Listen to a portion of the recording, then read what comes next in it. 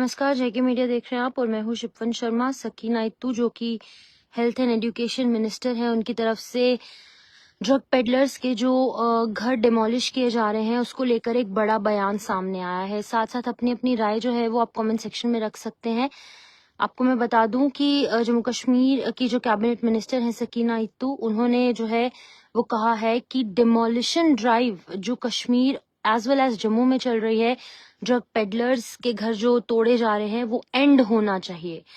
तो बिल्कुल मैं आपको बता दूं कि उन्होंने कहा है कि इससे जो ड्रग पेडलर्स हैं वो रुकेंगे नहीं और जो नशा मुक्त अभियान जम्मू कश्मीर में 100 डेज का चल रहा है, जो कि एलजी मनोज सिन्हा की तरफ से शुरू किया गया है, वो नहीं रुकेगा।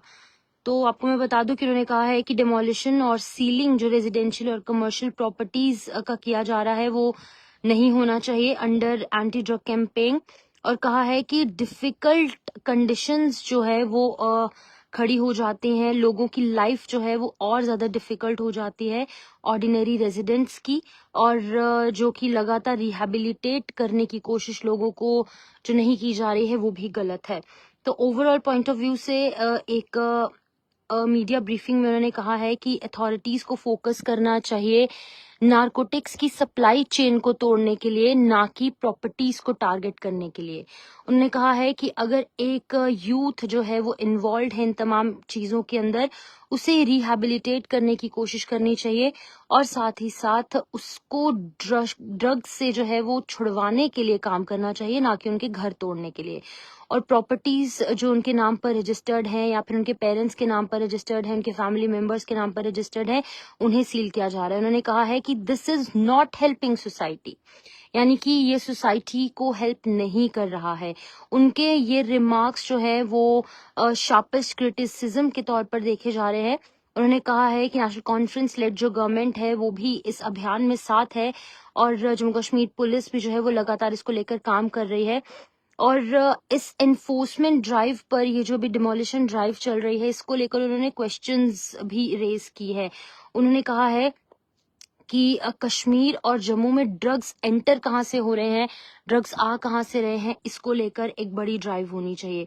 उन्होंने कहा है कि उनकी ये जॉब है कि सप्लाई चेन को तोड़े और एंटी ड्रग कैंपेन जो है वो टूटनी चाहिए, वो जो है वो शुरू होनी चाहिए और ये ड्रग चेन जो है वो टूटनी चाहिए।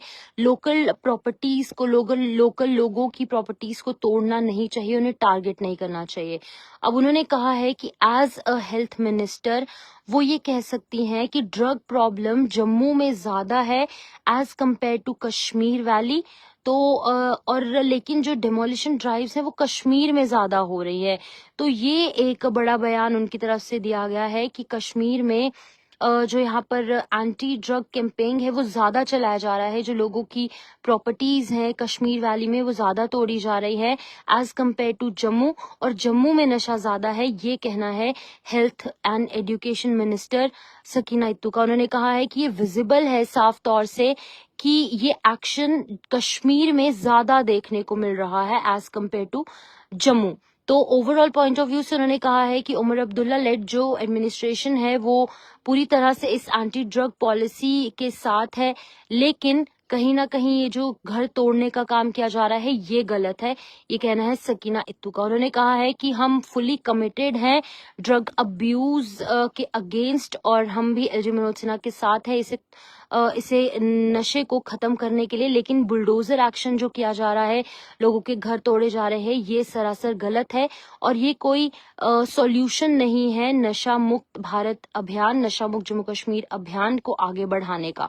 अब ये जो उनकी तरफ से रिमार्क सामने आए हैं, ये ऑपोजिशन पार्टीज जो है इसको लेकर बहुत ज्यादा क्रिटिसिज्म कर रही हैं। उन्होंने कहा है कि ऐसा जो है एक कैबिनेट मिनिस्टर को नहीं कहना चाहिए।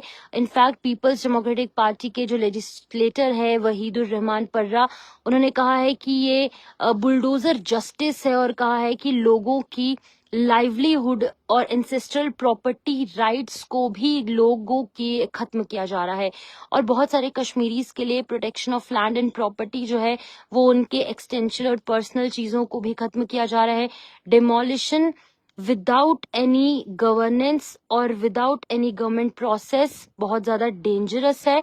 पर्रा ने कहा है कि जो साउथ कश्मीर में या फिर नॉर्थ कश्मीर में, सेंट्रल कश्मीर में जो तमाम लोगों के घर तोड़े जा रहे हैं जो कि ड्रग अब्यूज के अंदर इन्वॉल्व है, ऐसा नहीं होना चाहिए। तो ओवरऑल पॉइंट ऑफ व्यू से अगर हम बात करेंगे तो हेल्थ मिनिस्टर सकीना इत्तू का ये कहना है कि जम्मू कश्मीर में जो डिमोलिशन ड्राइव्स चल रही हैं जो कि ड्रग्स के अंदर इन्वॉल्व लोग हैं, ये नहीं होना चाहिए, लोगों के घर नहीं तोड़ने चाहिए।